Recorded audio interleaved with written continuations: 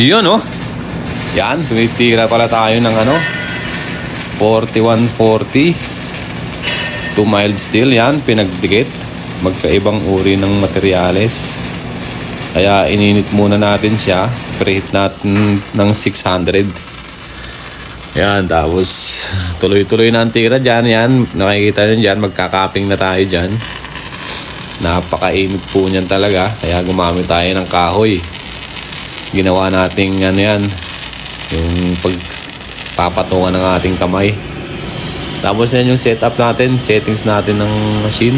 Medyo weird yung numero, pero yung tunaw niya, doon na lang ako nagbase sa kanyang tunaw. Yan ang naging resulta. Yan, medyo para sa akin okay na yan, di ba? Medyo okay naman.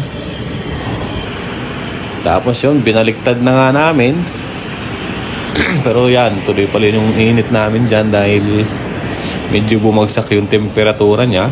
Hindi na siya umabot ng 600, kaya dinagdagan namin yung init. Kaya ininit ulit namin yan.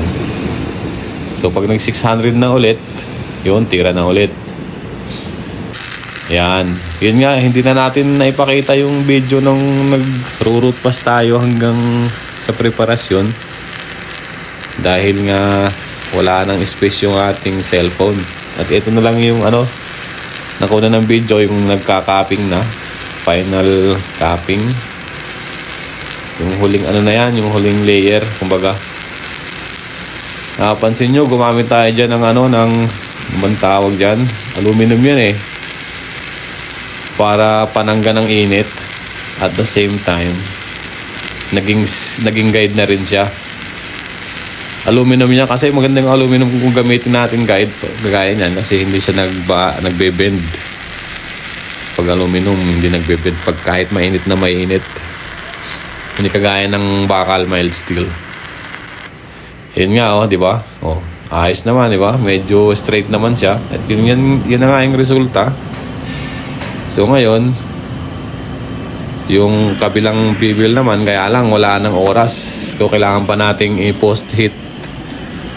So yan, hihitingin muna namin yan hanggang sa bago kami umuwi. Tatakpan na yan. Lalagyan natin ng kumot yan para hindi madaling lumamig.